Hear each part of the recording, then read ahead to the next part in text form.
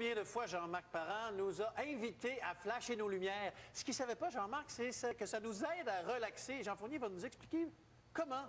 Bonsoir, Jean. Bonsoir. Bonsoir. Flasher les lumières comme ça devant nos yeux nous aide à relaxer. Oui, c'est une vieille technique que monsieur, un ingénieur ou un scientifique avait découvert que la pulsation, eh bien, le cerveau a une tendance naturelle à l'imiter. Et puis, ce que ça fait, c'est que ça permet de prendre une pause de la réalité. C'est des séances de pulsars. C'est comme faire une espèce de voyage astral, mais sans dépenser tous ces 1000 air miles.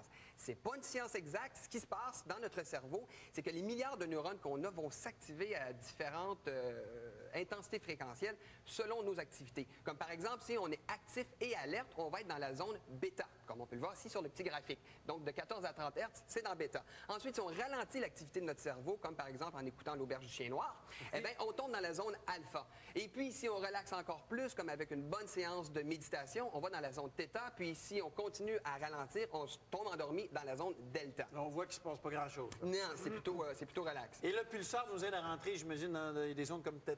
Exactement. Alpha et θ, en fait. Ça va maintenir le cerveau dans cette zone-là avec des pulsations audiovisuelles. Donc, on a les yeux fermés, mais à travers les paupières, on voit quand même des lueurs. Et pour en parler, j'ai fait appel au maître zen intérieur que j'ai à l'intérieur de moi-même, dans le plus profond. Un moment zen avec Sven. Guerrier Pi. Avant de pénétrer dans le coffre-fort, un endroit complètement isolé des turbulences de la vie, on m'explique ce que j'ai à faire, c'est-à-dire rien. Une fois à l'intérieur, entre les gros murs fortifiés, on m'assigne un gros lazy boy moelleux sur lequel je m'installe à mon aise, c'est-à-dire en position du lotus. Le préposé me tend le matériel que j'enfile sur ma tête, il ajuste l'intensité de la séance du microprocesseur et pèse sur le bouton « On ». Le voyage commence. Doucement, la musique transcendante débute, les lumières s'allument, je prends mon envol. Pulsar, on a donc un appareil qui est rattaché à une paire de lunettes et d'écouteurs qui vont produire des pulsations lumineuses et sonores. C'est un outil formidable de relaxation qui amène rapidement les gens à un état profond, donc quasi méditatif. Les milliards de neurones de notre cerveau s'activent à différentes intensités fréquentielles selon nos états. En entendant des tonalités légèrement différentes dans chaque oreille, le cerveau a le réflexe naturel de forcer nos deux hémisphères à se synchroniser et créer son propre rythme. Combiné à l'isolation sensorielle, ce subterfuge permet d'éliminer l'adrénaline et stimule le cerveau dans sa sécrétion d'endorphines, de sérotonine et de dopamine. Toutes des substances euphorisantes, bien sûr, mais parfaitement légales. Des motifs, des couleurs, des idées, des sons aussi.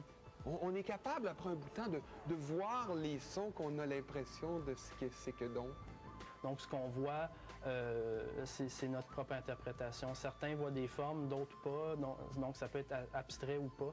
Souvent, ça va être un beau kaléidoscope de couleurs. Là, donc, ça en fait une relaxation plaisante, là, plus ludique plus qu'autre chose. Là.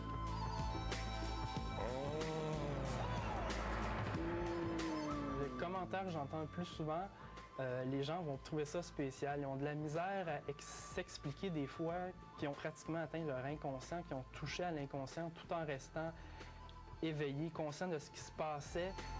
Notre imagination prend toute la place parce que le cerveau n'est pas dérangé par aucun stimulus à l'extérieur de nos deux principaux sens, soit la vue et les oreilles. C'est très spécial. Quand on va dans les profondeurs de l'esprit, qu'on sonde un peu l'inconscient, on a de la misère à définir ça, mais c'est peut-être pour ça le mot spécial. C'est comme un workout, comme disent les jocks, mais pour l'esprit, pour l'âme, pour...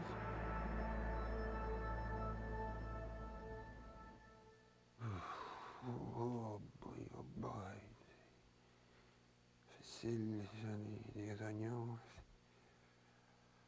Ben, c'est sûr que les mots qui... ce qu'on...